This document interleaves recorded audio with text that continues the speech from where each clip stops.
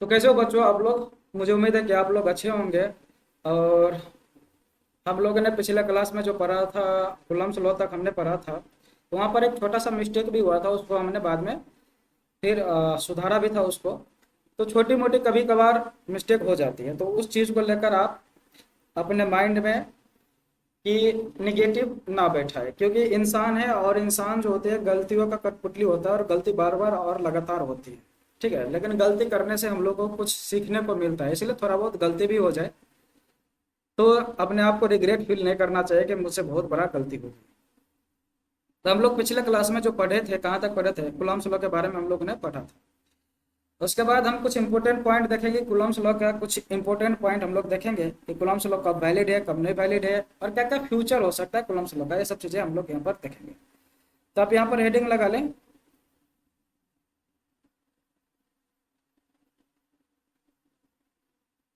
Important point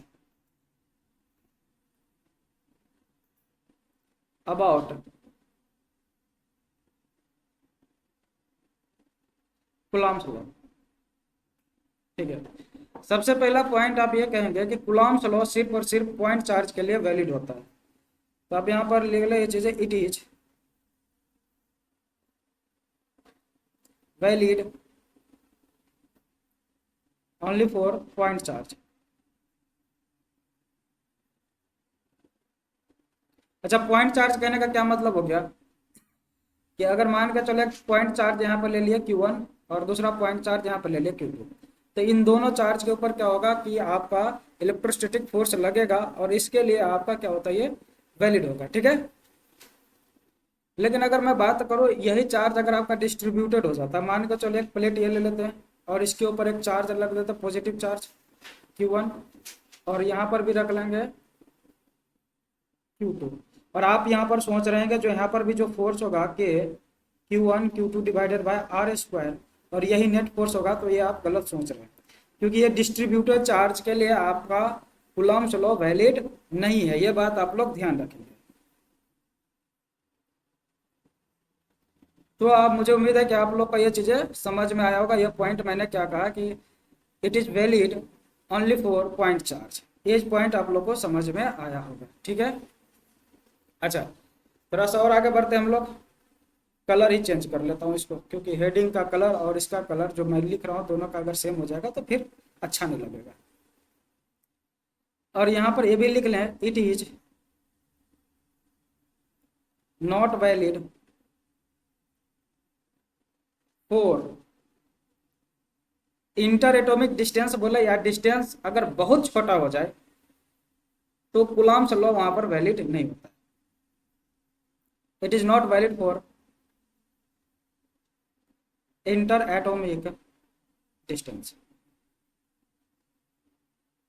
अच्छा, inter atomic distance कहने का क्या मतलब हो गया कि अगर आपका डिस्टेंस लेस देन 10⁻⁻14 मीटर है, तो आप ये कह सकते हैं कि आपका जो कूलम्स लॉ है वो वैलिड नहीं होगा। कि मान के चलो यहाँ पर एक चार्ज रख दिए और दूसरा चार्ज यहाँ पर रख दिए, इन दोनों चार्ज का बीच का डिस्टेंस लेट सपोज 10⁻17 मीटर हो गया, तो इस चीज़ के लिए आपका कूलम्स लॉ वैलिड नहीं होगा, क्योंकि डिस्टेंस आप देख सकते हैं यहाँ पर बहुत ही क्या है, छोटा है। तो यहाँ पर कूलम्स लॉ वैलिड नहीं होगा। ठीक है, एक चीज़ और, यहाँ पर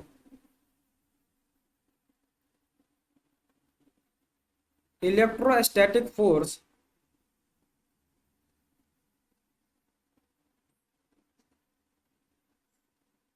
इज एक्शन रिएक्शन फोर्स।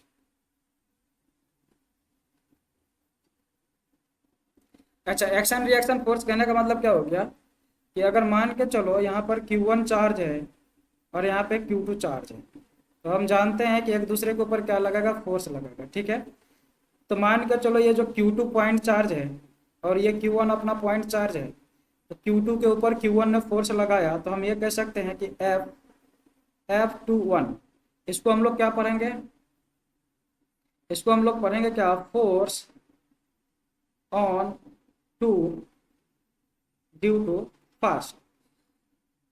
ठीक है, और ये क्या करेगा, Q2 क्या करेगा, Q1 के ऊपर फोर्स लगाएगा, किधर की तरफ, इधर की तरफ, और इसको हम बोल देते हैं क्या, F12। ठीक है, इसको हम लोग क्या पढ़ेंगे, इसको हम लोग पढ़ेंगे क्या, force on first, first charge के ऊपर लगेगा, किसके वजह से, ड्यू टू सेकंड। तो हम जानते हैं यहाँ पर एक दूसरे के ऊपर क्या करेगा, फोर्स लगाएगा अकॉर्डिंग टू कूलम्ब्स लॉ। ठीक है, और जो Q1 है Q2 के ऊपर किधर की तरफ फोर्स लगाएगा, इधर की तरफ। और ये जो क्या है आपका, ये Q2 है, Q1 के किधर लगेगा, इधर लगेगा।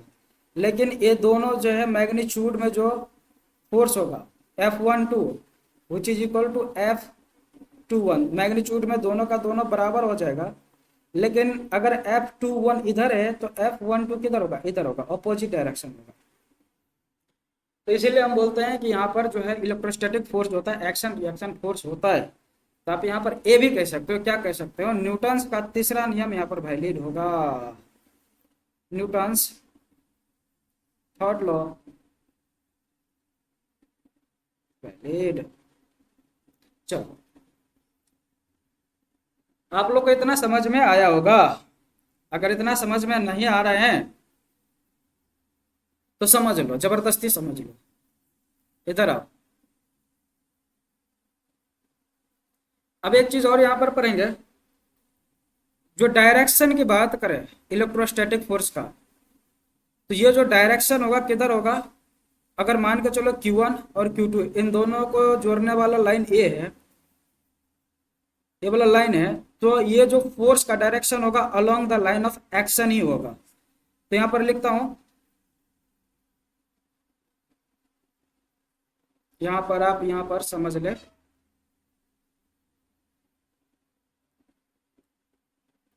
Direction of force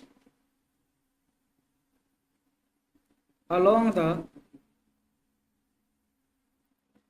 line of action, किधर होगा, along the line of action। तो along the line of action कहने का क्या मतलब हो गया, कि ये मान के चलो अपने पास Q1 है और एक चार्ज मैंने Q2 ले लिया, ठीक है, इन दोनों के ऊपर फोर्स लगेगा, ठीक है। तो फोर्स Q1 जो Q2 के ऊपर लगाएगा तो किधर लगेगा, इधर लगेगा, इधर लगेगा F12। ऐसा नहीं होगा कि Q1 और Q2 को जोड़ने वाला लाइन ये वाला है, तो ऐसा नहीं होगा कि फोर्स का जो डायरेक्शन होगा इधर हो जाएगा, ये वाला चीजें गलत है। समझ में बात, तो लाइन ऑफ एक्शन जिधर होगा उधर ही फोर्स का भी डायरेक्शन होगा। तो इतना आप लोग को समझ में आया होगा, तो आप लोग इतना लिख ले, और मुझे उम्मीद है कि आप लोग को इतना समझ में आया होगा। और आप लोग हमारे चैनल को सब्सक्राइब कर देना, जो भी वीडियो देख रहे हो भाई बंधु से निवेदन है, आग्रह है कि आप हमारे चैनल पर जाके सब्सक्राइब कर दें, ताकि आपको जब भी वीडियो डालो तो आपको नोटिफिकेशन मिल जाए। और नोटिफिकेशन बेल आइकन भी दबा लेना जरूर। चैनल का नाम है, यहाँ पर आप देख सकते हैं, ये जीवन ब्रेन बूस्टर। अच्छा, यहाँ पर छूट गया, जीवन द ब्रेन बूस्टर नाम से सर्च करेंगे तो आपका मेरा चैनल आ जाएगा। और मेरा फोटो भी लगा होगा, एकदम एकदम अच्छा सा, बहुत प्यारा सा फोटो लगा होगा, बचपन का फोटो है मेरा। चलिए देखते हैं और आगे बढ़ते हैं।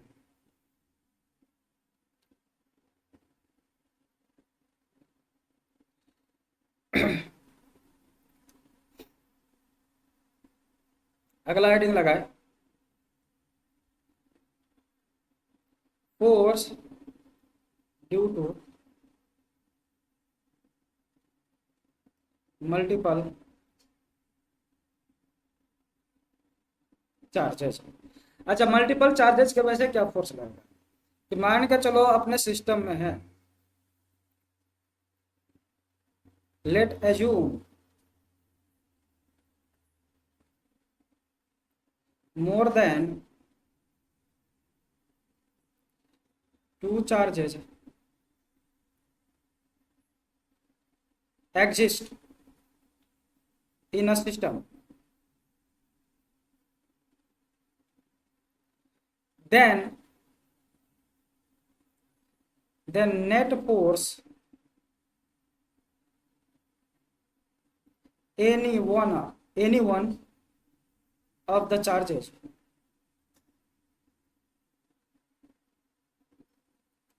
is equal to sum of forces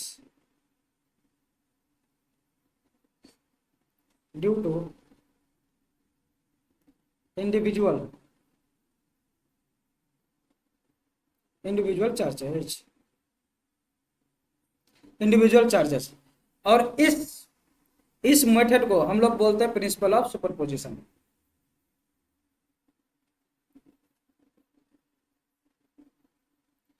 and लिख ले यहां पर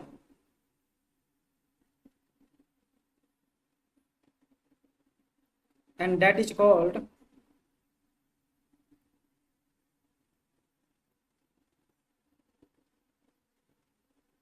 principle of superposition law.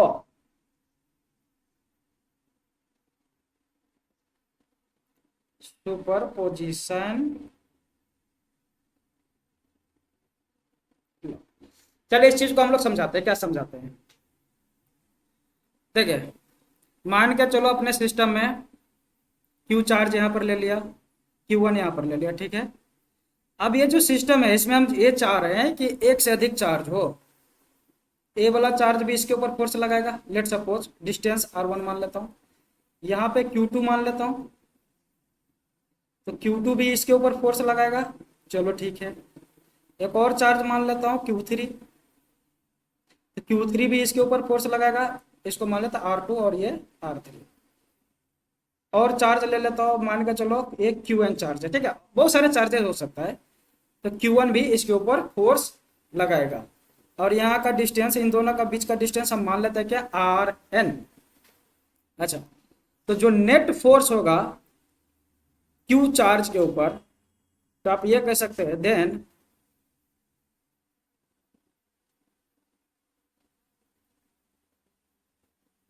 F net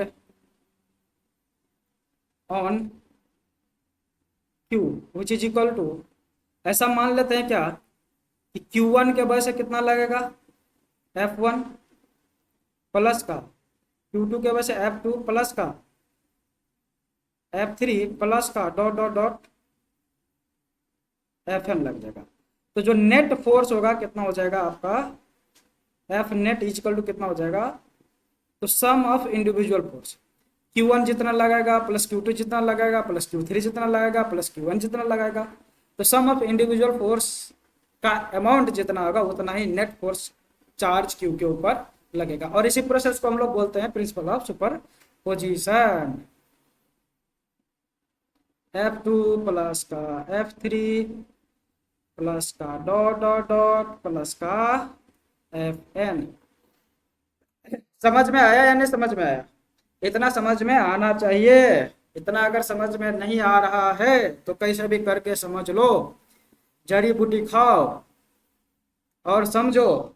जैसे भी समझ में आ रही है बस समझ जाओ। तो ये क्या हो जाएगा, अच्छा F1 के लिए हम लिख लेंगे फोर्स क्या होगा, तो Q1 डिवाइडेड बाय R1 का स्क्वायर।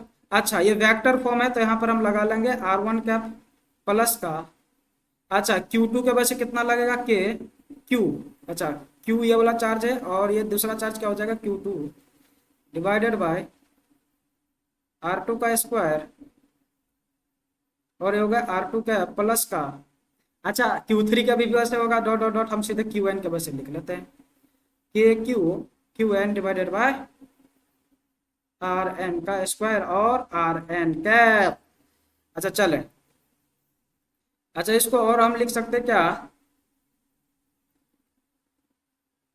कि Q तो बाहर आ जाएगा, ठीक है। अब इन जितना Q1 बाय R1 और Q2 बाय R2 और Q3 बाय R3 और Qn बाय Rn को हम ऐसा लिख सकते हैं समेशन के फॉर्म में i इक्वल टू 1 तो i इक्वल टू n और Qi डिवाइडेड बाय Ri का स्क्वायर। ये तो मैग्नीट्यूड हो गया और यहाँ पे डायरेक्शन लगा लेना Ri का कैप, ठीक है। तो ये फॉर्मूला आपको प्रूफ करने के लिए पूछे जाते हैं 5 मार्क्स में, 5 नंबर में, यानी कि 5 मार्क्स में ये फॉर्मूला आपको पूछा जाएगा। Force due to multiple charges, ये आपको बोर्ड में पूछे जाते हैं, ठीक है। और इसका हम लोग जेई और नीट में भी बहुत बढ़िया से इसका हम लोग यूज करते हैं। जैसे भी यूज करते हैं, जब हम लोग क्वेश्चन प्रैक्टिस करेंगे लास्ट में हम जेई और नीट का भी क्वेश्चन प्रैक्टिस करेंगे बहुत बढ़िया से। ठीक है, फिलहाल हम कॉन्सेप्ट पढ़ा रहे हैं, आप लोगों को कॉन्सेप्ट समझना है, और कॉन्सेप्ट समझने के बाद आपको जेई और नीट का क्वेश्चन करवाएंगे। जो बच्चे बोर्ड का होगा सिर्फ और सिर्फ थ्योरी पढ़ के जाएंगे, जो बच्चे जेई और नीट का तैयारी कर रहे हैं वो पढ़ लेंगे क्वेश्चन भी। चलो ठीक है, और आगे हम लोग बढ़ते हैं।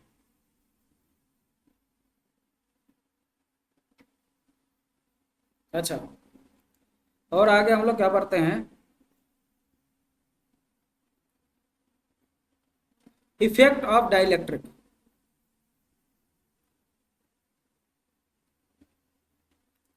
Effect of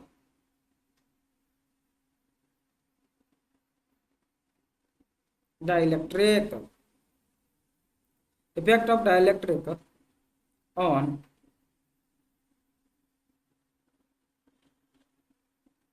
electrostatic force. अच्छा, डाइलेक्ट्रिक का क्या इफेक्ट हो सकता है इलेक्ट्रोस्टैटिक फोर्स पे? डाइलेक्ट्रिक कहने का मतलब हो गया क्या, यहाँ पर समझे, डाइलेक्ट्रिक का मतलब होता है कि कोई इंसुलेटिंग मटेरियल, इतना समझे, जैसे कि रबर, प्लास्टिक, वाटर भी कह सकते हो आप, और ग्लिसरॉल, बहुत सारी चीजें हो सकता है यहाँ पर। ठीक है, तो डाइलेक्ट्रिक का मतलब क्या होता है, इंसुलेटिंग मटेरियल, इंसुलेटिंग मटेरियल। तो जब इंसुलेटिंग मटेरियल, जब हम दो चार्ज के बीच में अगर हम इंसुलेटिंग मटेरियल रखेंगे तो फोर्स के ऊपर क्या इफेक्ट पड़ेगा, यानी कि फोर्स इंक्रीज करेगा, डिक्रीज करेगा, या कांस्टेंट ही रहेगा, इस चीज की बात यहाँ पर हो रही है। ठीक है, तो चलो यहाँ पर देखते हैं। तो सबसे पहला सिचुएशन आप ये कर ले, अगर एयर में हम रखें, मान के चलो कि अपने पास दो चार्ज है, एक Q1 मान लेते हैं, दूसरा Q2, इन दोनों के बीच का डिस्टेंस आपका क्या है, R है। ठीक है, अब यहाँ पर एक और चीजें ले लेते हैं, इन डाइलेक्ट्रिक, इन डाइलेक्ट्रिक। ठीक है, तो मान के चलो यहाँ पर अपने पास कोई डाइलेक्ट्रिक है। ठीक है, dielectric dot dot dot dot dot dot dot dot dot dot dielectric. ठीक है, आप ऐसे सोच ले। अब ये जो डाइलेक्ट्रिक है, यहाँ पर हम क्या रख रहे हैं, चार्ज को रख रहे हैं, तो Q1 यहाँ पर रख दें और Q2 यहाँ पर रख दें, और इन दोनों के बीच का डिस्टेंस हम मान लेते हैं कितना है,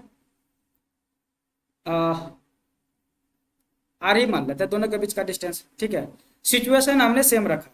ठीक है, Q1 Q2 और डिस्टेंस भी हमने क्या रखा है, सेम रखा है। हो सकता है डिस्टेंस आपका इंक्रीज और डिक्रीज कर सकता है, लेकिन हम यहाँ पर अभी सिचुएशन को हमने सेम रखा है, यानी कि सिचुएशन को हमने कंट्रोल में रखी है। चलो देखो, अच्छा, जब एयर होगा, कुछ कोई भी मटेरियल Q1 और Q2 के बीच में आपका फिलअप नहीं है, तो यहाँ पर जो इलेक्ट्रोस्टैटिक फोर्स लगेगा, तो आप ये कह सकते हैं सर यहाँ पर के Q1 Q2 divided by R square लगेगा। अच्छा, के का वैल्यू क्या था, तो 1/4 पाई एप्सिलॉन ई नॉट। ठीक है, ये चीजें आपका,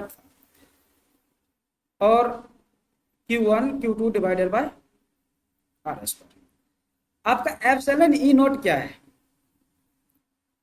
सर, ये चीजों, ये तो था क्या, permittivity.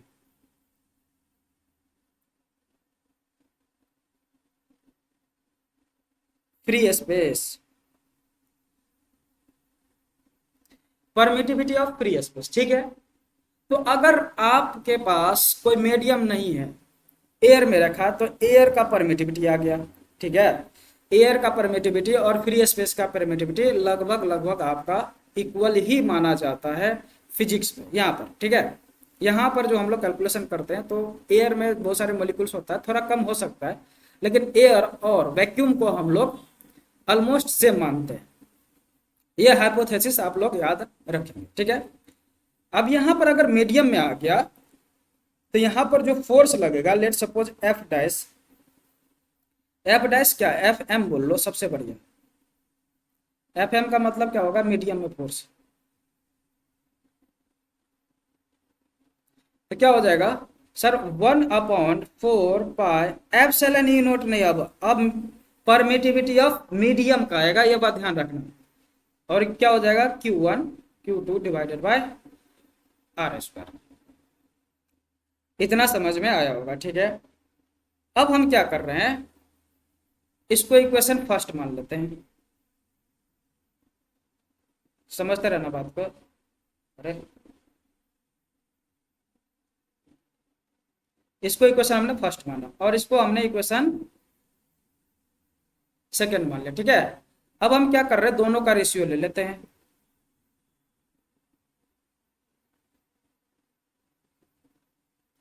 Taking ratio of 1 and 2, ठीक है। ये 2 है जो भी है, यहाँ पर हमने इंटीजर टाइप लिखा है, वहां पे रोमन में लिखा था, कोई बात नहीं, ठीक है। इन दोनों का अगर रेशियो ले ले हम, तो इधर कितना हो जाएगा, लेफ्ट साइड में तो आप बोलोगे कि सर क्या हो जाएगा, तो f divided by F M. अच्छा, राइट साइड में कितना हो जाएगा, तो राइट साइड में बाकी जितना भी टर्म है सब कैंसिल हो जाएगा और ये तो ऊपर चल जाएगा।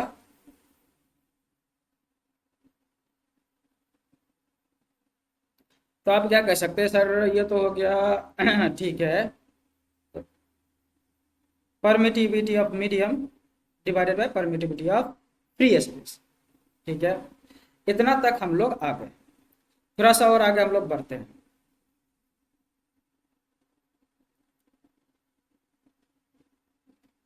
तो अभी अभी हमने देखा क्या कि f divided bye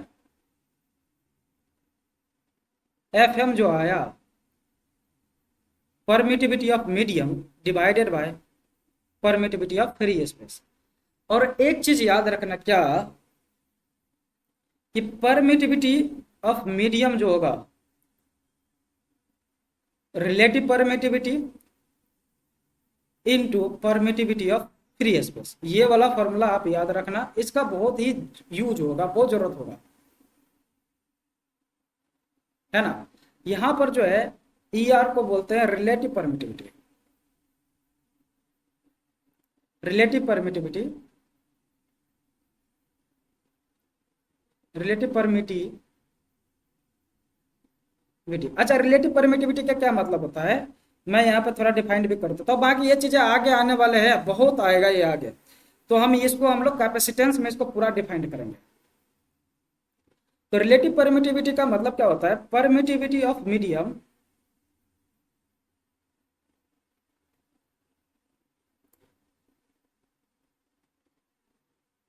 with respect to air. तो ER बराबर क्या हो जाएगा, permittivity of medium with respect to permittivity of air. और यहां से आप ये कह सकते हो कि EM जो होगा relative permittivity into permittivity of free space. तो यहां पर हमने डेफिनेशन भी लिख दिया, ठीक है।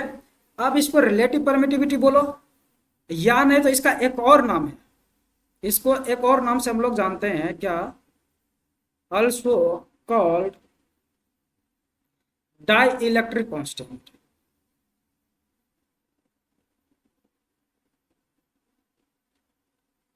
डाई इलेक्ट्रिक कॉन्स्टेंट ये भी हम लोग बोलते हैं, ठीक है। तो आप यहां से क्या कह सकते हैं, सर यहां तक तो ठीक था, अब F divided by F M which is equal to EM के जगह पे हम लोग क्या रखेंगे,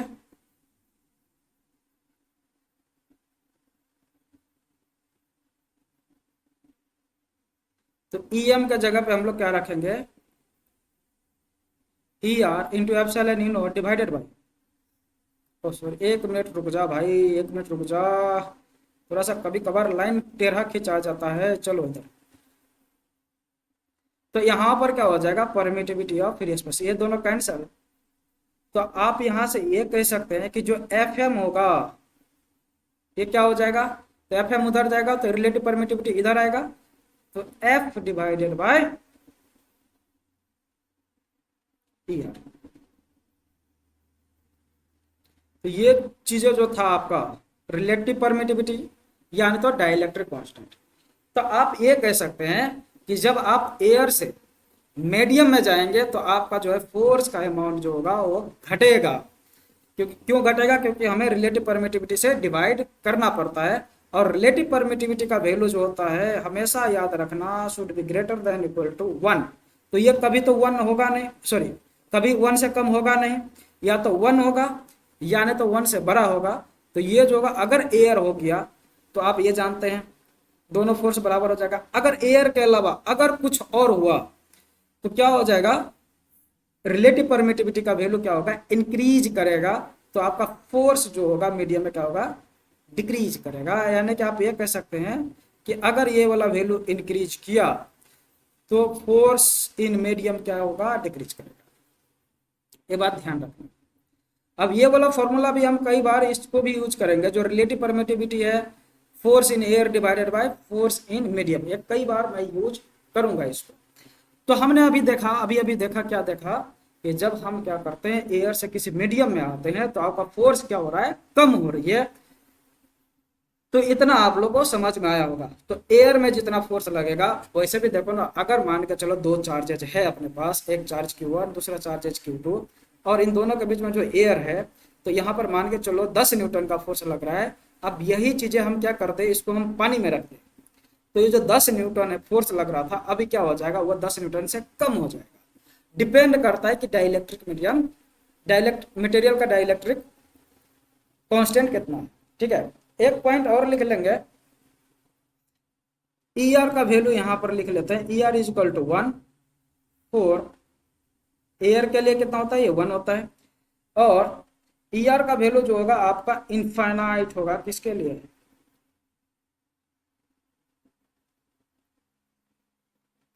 फॉर आइडियल कंडक्टर।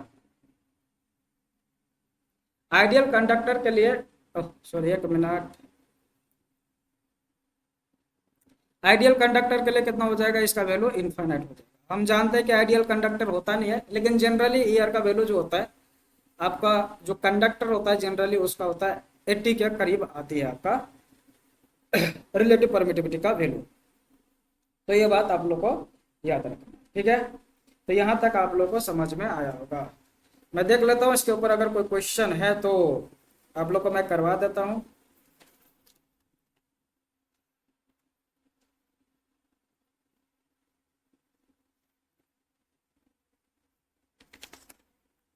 अच्छा चलो देखो, क्वेश्चन मैं इस तरह से ले लेता हूँ, मैं अपने मन से ही ले लेता हूँ क्वेश्चन। ठीक है,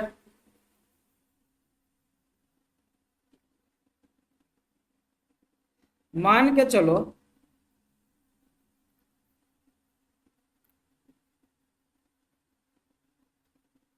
force between 2 point charge in air given 60 Newton.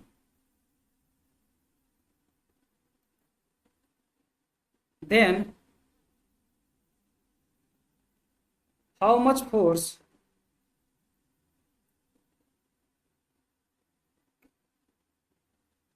is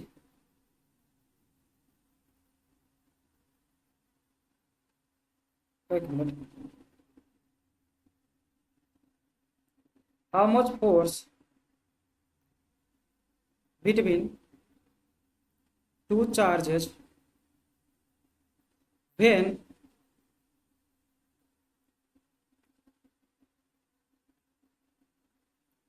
placed in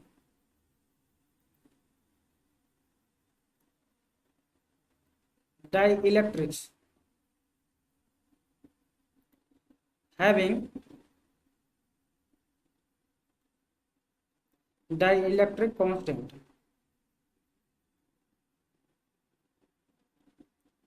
four. अब ये क्वेश्चन क्या कह रहा है,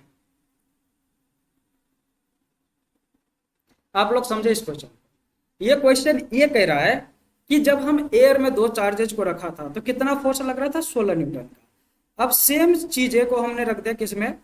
डाइलेक्ट्रिक मटेरियल में, जिसका डाइलेक्ट्रिक कांस्टेंट कितना? 4 है। तो फोर्स का वैल्यू क्या होगा? तो यहां पर आप कह सकते हैं कि फोर्स इन मीडियम जो होगा force in air divided by dielectric constant. Dielectric constant को कई जगह पे आपको के से भी देखने को मिलेगा, ये बात ध्यान रखना। तो ई आर बोलो या के बोलो, बात आपका बराबर ही होगा। तो कितना हो जाएगा, तो एयर में कितना फोर्स है 16 न्यूटन और डाइलेक्ट्रिक कांस्टेंट कितना है 4, ये कैंसिल आउट होकर कितना हो जाएगा 4। तो जो आपका मीडियम में जो फोर्स का वैल्यू हो जाएगा आपका कितना हो जाएगा 4 न्यूटन का फोर्स हो जाएगा आंसर। जो फोर्स आपका एयर में 16 न्यूटन का लग रहा था वही फोर्स आपका रिड्यूस होकर डाइलेक्ट्रिक में कितना हो जाएगा 4 न्यूटन का हो जाएगा। और मुझे उम्मीद है कि आप लोग को इतना समझ में आया होगा। अच्छा चलो ठीक है। अच्छा एक और क्वेश्चन करते हैं, एक और क्वेश्चन करते हैं किसके ऊपर, थोड़ा सिंपल सिंपल क्वेश्चन कर लेते हैं, बहुत बड़ा बड़ा क्वेश्चन नहीं करेंगे। हाँ थोड़ा सिंपल सिंपल क्वेश्चन करना पड़ेगा। बोर्ड में भी अगर 100 नंबर लानी है तो 100 में 100 लानी है, तो अगर 100 में 100 नहीं लानी है, अब 80-90 का सोच रहे हैं तो आप क्वेश्चन ना करें, स्किप कर सकते हैं क्वेश्चन, थ्योरी थ्योरी पढ़ के आप जा सकते हैं। चलिए आगे बढ़ते हैं हम लोग, आगे बढ़ते आगे बढ़ते हैं। चलो अगला क्वेश्चन ये है, इस तरह से क्वेश्चन है,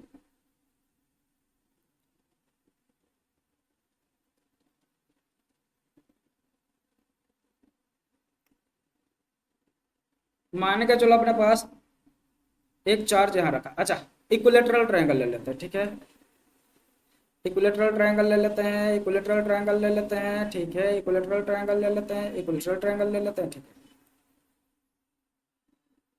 एक चार्ज हम यहाँ पर रख देते हैं Q equal to 6 microcoulomb,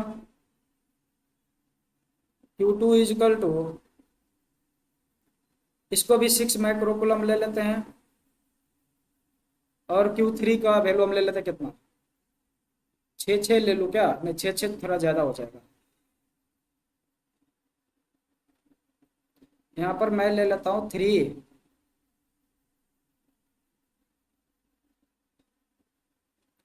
microcoulomb, और यहाँ पे 12 माइक्रोकूलम, और यहाँ पर ले लेता हूँ 1 माइक्रो, वन वन लूँ या 4 ले लेते, 4 ले लेते, चलो ना 4 भी नहीं लेते, 4 में थोड़ा डाटा आपका कॉम्प्लिकेटेड बन जाएगा, तो हम ले लेते हैं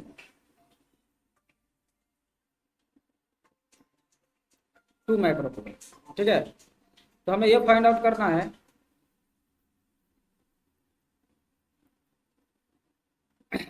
अच्छा इस क्वेश्चन को आप लोग एक बार जो है HW में करके आएंगे, बाकी मैं इसको बता दूंगा अगले क्लासेस में।